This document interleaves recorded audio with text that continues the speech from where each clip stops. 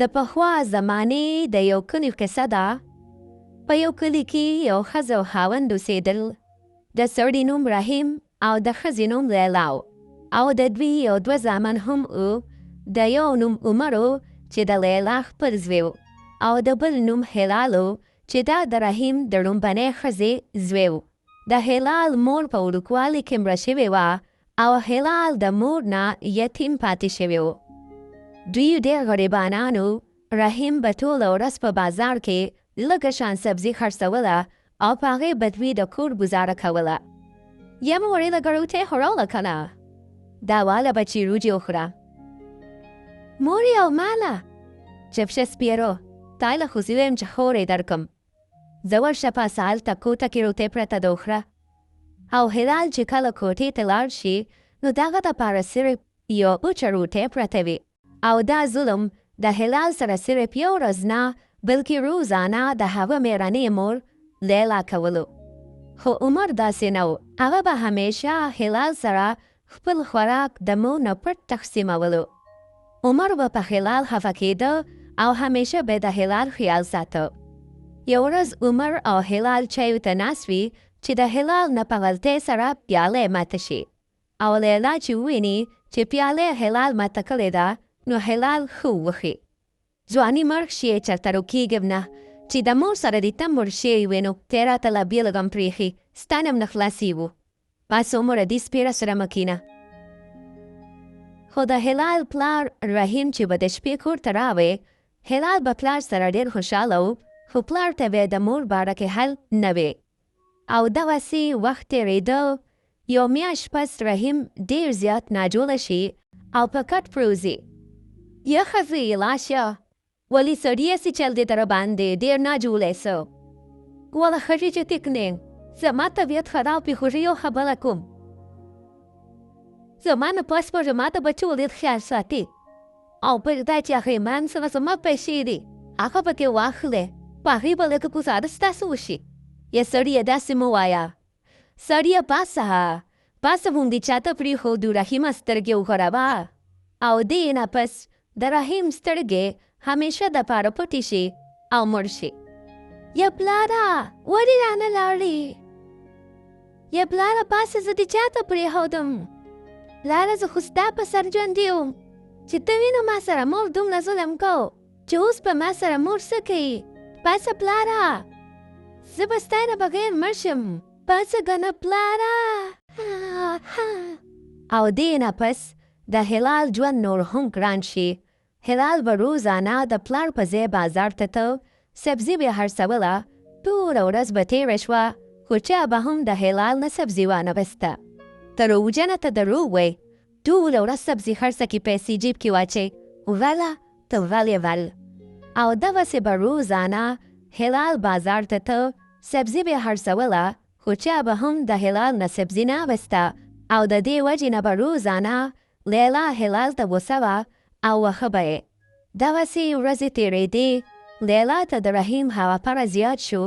سوچ یې وکړو چې بازار ته به لاړه شم او د عمران نه به هغه پرز راواخلم. عمران وروره زه د رحیم کوروالی یم. د رحیم تا ته څه قرض و؟ او هورې بلکل. هورې رحیم ما له 6,000 روپۍ راکړې وې. هغه ما سره ستاسو امانت دی. اورېږه درکوم درله ها. او دغسې لیلا د عمران نه د رحیم 6,000 روپۍ قرض واخلي او واپس د هلال سره کور ته روانه شي. ته اوس څه کوې چې ما سره رواني؟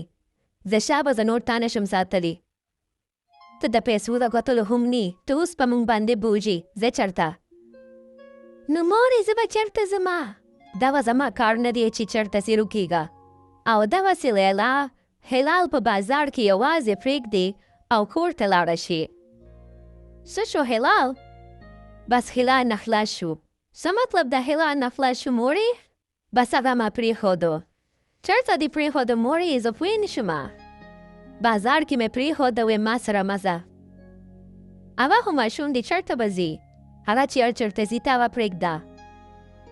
مورې دا د هلال سره خو نه کول. هغه ماشوم به څه کوي چېرته به ځي؟ بل طرف ته هلال ماشوم په هیڅ نه پوهېده. کله به د بازار او کله د کلي په کوڅو کې یو اړخ ته په ځمکه به پروت و. عمر چې هم سکول ته روان و نو ډېر خفه و. هلال یې یادو او سوچ یې کو چې هلال به په کوم حال کې وي. او اچانک د عمر نظر په هلال پروزي چې په کلي کې په یو لاره کې پروت وي. او عمر چې هلال وویني نو ډېر حیران شي او په منډه منډه هلال له راشي. عمره ته راغلې؟ هلاله ته مه خفه کېږه.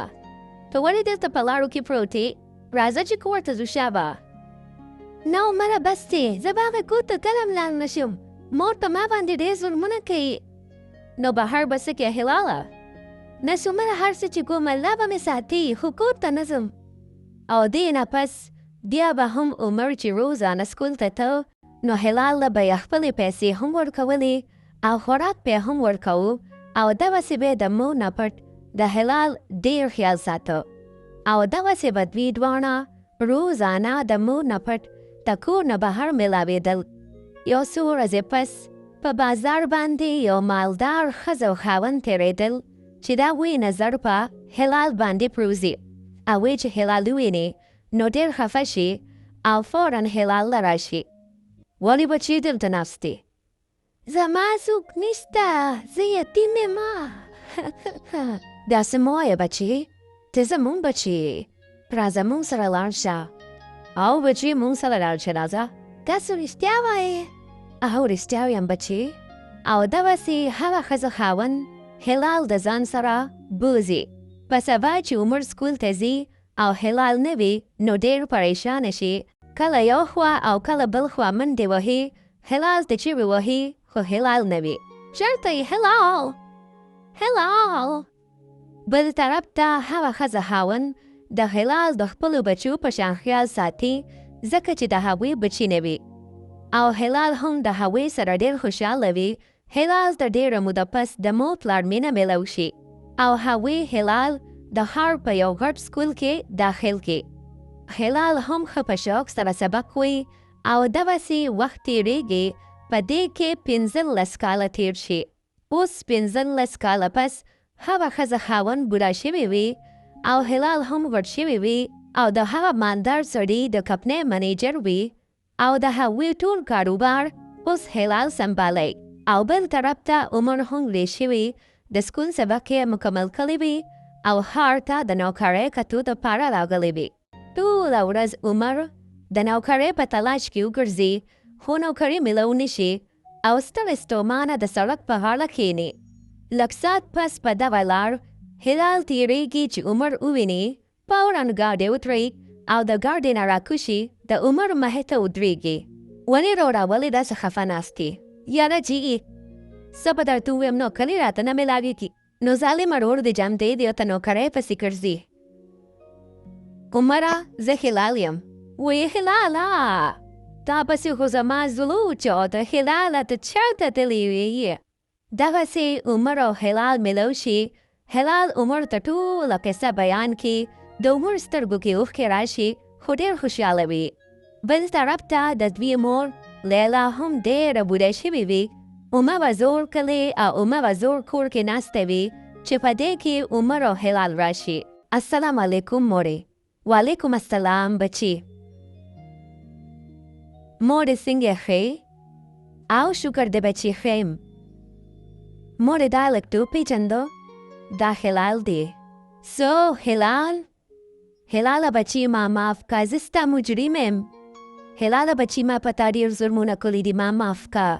او دې نه پس هلال خپله مور لیلا هم معاف کړي او ځان سره یې ښار ته خپل کور ته راولي. عمر له په خپله کمپنۍ کې نوکري ورکړي او دې نه پس دوی ټول په مینه باندې په خوشحالۍ ژوند تېروي.